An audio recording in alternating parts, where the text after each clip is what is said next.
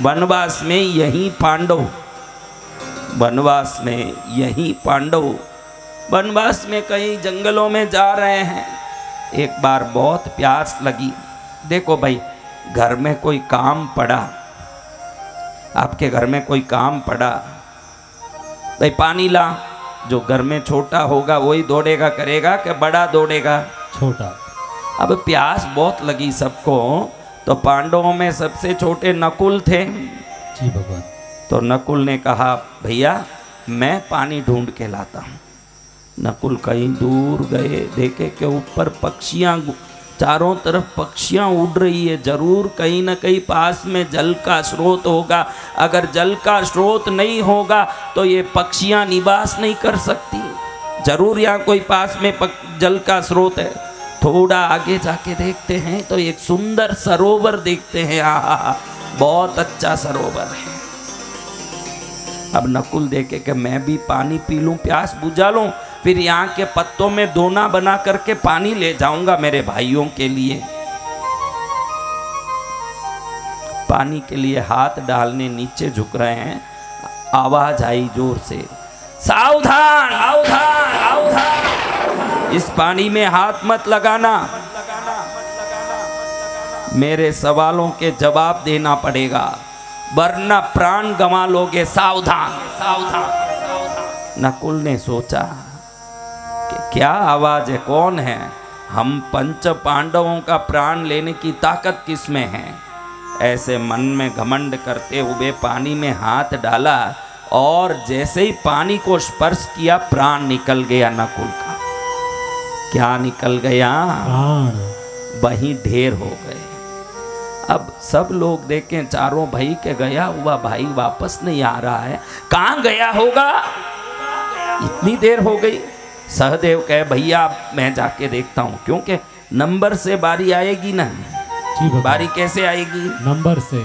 जिनके घर में बच्चे काम करते हों, सेवा करते हों और माता पिता आदेश देते हों, वो घर स्वर्ग से कम नहीं। और जिनके माँ बाप वृद्धाश्रम में पड़े हों और घर में लोग मजा ले रहे हों, नरक से ज्यादा नहीं। नरक। हाँ, वही घर स्वर्ग है जहाँ छोटे घर के कनिष्ठ लोग काम सेवा भक्ति करते हों, ज्येष्ठ लोगों की उपकृति उपचार करके उनकी सेवा करते हों। ये घर स्वर्ग से कम नहीं है। आजकल देखो, बच्चियों को पढ़ाया, बच्चों को पढ़ाया, वो ऑफिसर बन के बैठे रहें, माँ बाप नौकरों की तरह काम करें, ये नौबत इस धरती में पहुँच गई है। सहदेव बोलते हैं मैं जाके देखूंगा। वही गए, देख रहे हैं कि यहाँ पंछियाँ उड़ रही है, तो जरूर कोई जल सरोवर होगा जहाँ से मछलियाँ पकड़ने के लिए ये पंछियाँ उड़ रही है, तो जरूर कहीं ना कहीं जल का स्रोत होगा। जैसे ही वो पहुँचे आवाज आया, सावधान सावधान, पानी मत पीना। अब मेरे सवालों का जवाब दिए बगैर पानी में हाथ लगाओगे प्राण गंवा लोगे। अरे तुम्हारे आवाज से डर जाएंगे। पानी में हाथ डाला और प्राण निकल गया, वहीं ढेर हो गए। अब नंबर आया अर्जुन का, वो भी गए, वही आवाज आया, ये भी हाथ डाले और प्राण निकल गया। अब भीम का नंबर आया। किन का नंबर? भीम का। अब भीम भी जाएं और हाथ डालें और ओम शांति। अब युधिष्ठिर जा रहे हैं। युधिष्ठिर जैसे ही पहुंचते जोर से आकाशवाणी हुई, सावधान, मैं इस सरोवर का रक्षक यक्ष बोल रहा हूं। तुम्हारे 4 भाई ढेर हो गए हैं। अगर मेरे प्रश्नों का जवाब नहीं दोगे तो तुम भी प्राण गंवाओगे। सावधान सावधान। युधिष्ठिर ने हाथ जोड़ के बोला, अगर ये सरोवर आपके अधीन है तो आपकी हर बात को मानना हमारा धर्म है, क्योंकि मैं प्यासा आदमी, बहुत ही प्यास से पीड़ित हूँ, मुझे जल की बहुत ज़रूरत है। तो ये जल की आवश्यकता को पूर्ति करने के लिए मैं आपकी बात मानूंगा। मुझे प्रश्न से आप कोई भी सवाल कर सकते हैं।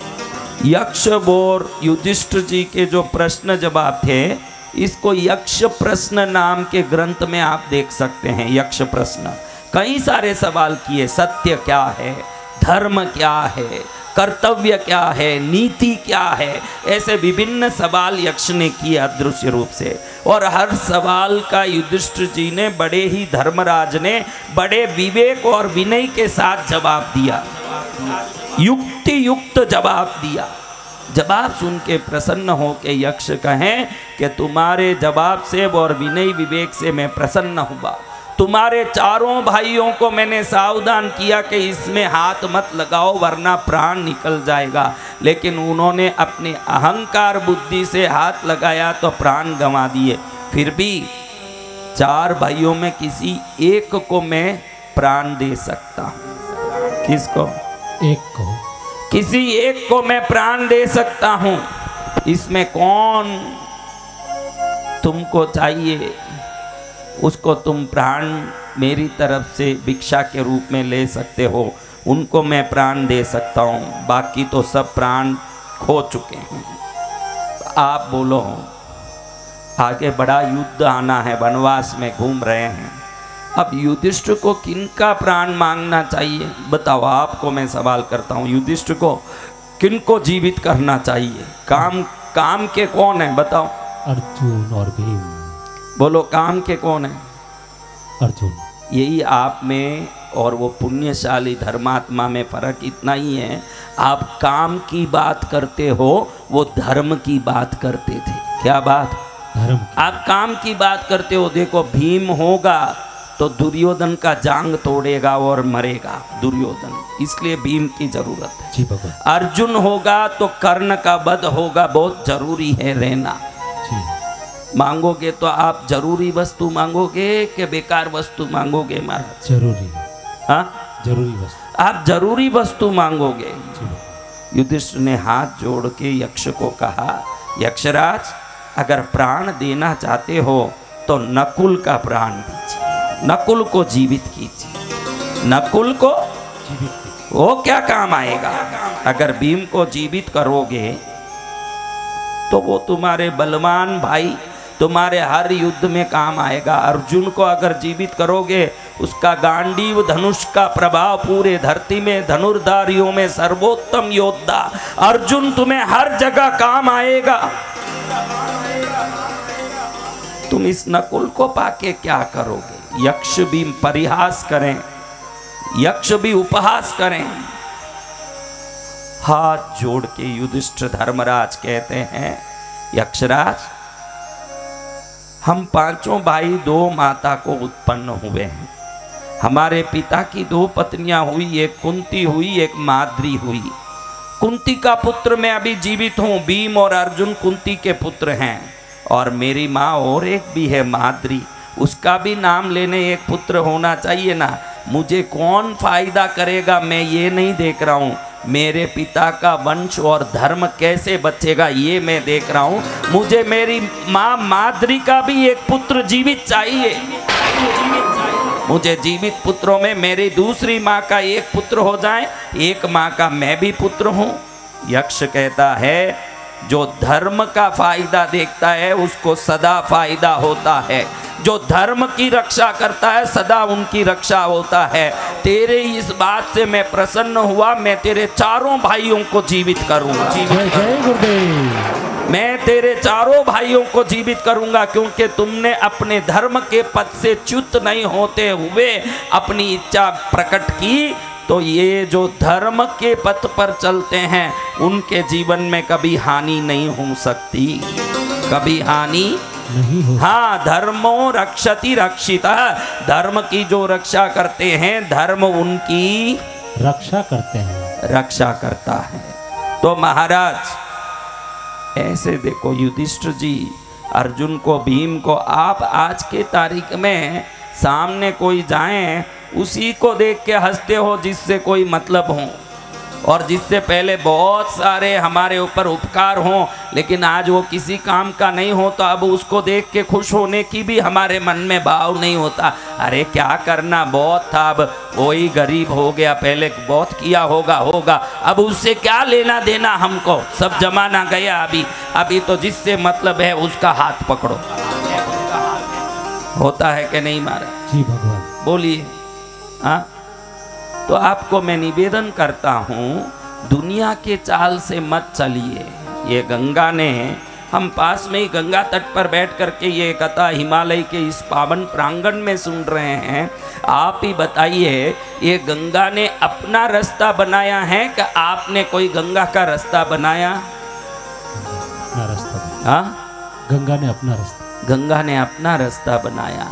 तो ध्यान रखिए, वो जो रास्ता गंगा चल रही है ना, ये धर्म का रास्ता है।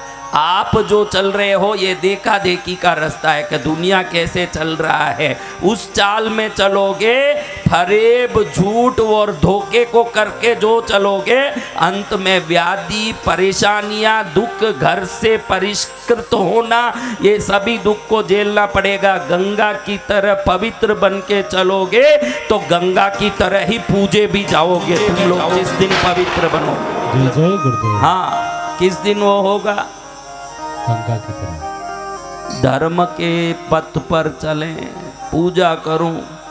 कई बार मुझे ये बच्चे पूछते हैं कि कौन सी पूजा करने से फायदा ज़्यादा होता है महाराज, बताओ वो पूजा करें। किस पूजा से फायदा होता है वो पूजा मत कर, जिस पूजा से पुण्य बढ़ता है वो पूजा कर तू जीवन में। वो पूजा, वो भक्ति कर जिससे तेरी आत्मा को सुकून और शांति मिले, पापों से मुक्ति मिले। कथा भी इसीलिए सुन रहे हैं। देखो भाई, मैं एक बात बोलता हूँ, एक शुद्ध हवा कहीं से बह रही है, जोर से बह रही है वो हवा, तूफानी वेग से। तो रास्ते में रही हुई धूड़, कचरे, पत्ते, मिट्टी को उठा के साफ करते हुए बहेगी कि नहीं? जी भगवान। क्या करेगी? साफ करते। वो हवा क्या कर देगी? रास्ते में रही हुई पत्ते, धूड़, मिट्टी, कंकर सब उठा के फेंकती जाएगी कि नहीं? जी भगवान। अब एक हवा ऐसी जो खुद ही गंदी हवा है, उसमें कई सारे कचरे, धूड़, मिट्टी हैं। अब ये बहेगी तो चारों तरफ गंदगी फैलाती बहेगी कि शुद्ध करते बहेगी? गंदगी फैलाती। हाँ, गंदगी फैलाती। तो ये कान के अंदर जो शब्द जा रहा है ना, अगर ये पवित्र शब्द जाएगा तो अंदर की गंदगियों को उठा के फेंकती हुई जाएगी। और अगर ये गंदी हवा अंदर घुस गई कान में तो पूरे मन और विचार को गंदा करती फिरेगी। आप क्या सुन रहे हो, इस पर पूरा ध्यान रखना कि भाई मैं क्या सुनता हूँ। मैं भी कई वर्षों से बोलता आया हूँ। जहाँ तक मेरा याद है, एक बार बोला हुआ दूसरी बार कभी नहीं बोला मैं मेरी जिंदगी में। एक बार जो बोला बोल दिया बस। लेकिन ये बोले हुए को आप 1 घंटा सुनते हो, 2 घंटा सुनते हो, बाकी 22 घंटे के प्रति चिंता करो। आप ये 2 घंटे की कथा से प्रसन्न हो जाते हो, वहीं अटक जाते हो। आप बोलते हो कि हम लोग रोज कथा सुनते हैं। अरे महाराज, कथा रोज कितने घंटे सुन लेगा? 2 घंटे। हाँ, 2 घंटे। हाँ, 22 घंटा। देखो, विनोद को तो उधर हवन में ही बैठे बैठे पास वाले से बात किए बगैर खुजली बंद नहीं होती। उसे पास ही बैठ के उससे बात करना ही है। अभी इतने महीने से पास ही बैठे हो, और क्या बात करना बाकी रह गया भाई तुम लोगों को? मुझे ये समझ नहीं आ रहा है। हाँ, क्या बात करना बाकी रहा होगा? क्योंकि हमारा स्वभाव नहीं बदल सकता। कपड़ा आज नया पहना ही होगा कि कल वाला पहना है? नया। कपड़ा बदला है, कुर्ता बदली है, जीबे बदले हैं, पैंट बदले, स्वभाव बदले तब कल्याण हो न भाई। बाकी सब तो बदल रहे हैं। 40 दिन से दोनों पास ही बैठे हैं, अभी भी बातें खत्म नहीं हुई भाई। हाँ, तो 2 घंटे की कथा सुनना श्रेष्ठ है कि 24 घंटे सादगी भरा सत्य आचरण जीना श्रेष्ठ है। ये देख लो, 2 घंटे की कथा से कुछ नहीं होगा। बाकी 22 घंटा क्या चल रहा है? कमरे में क्या हो रहा है? भोजन के समय क्या हो रहा है? दिन के समय क्या हो रहा है? कौन है ज्ञानी? जो पुस्तक बहुत पढ़ लिया वो ज्ञानी है। कौन है ज्ञानी? जो दुनिया को समझ लिया वो ज्ञानी है। हर पल को विवेक और प्रज्ञा के साथ जीता है वही सच्चा ज्ञानी है, जो हर पल विवेक के साथ जीता है।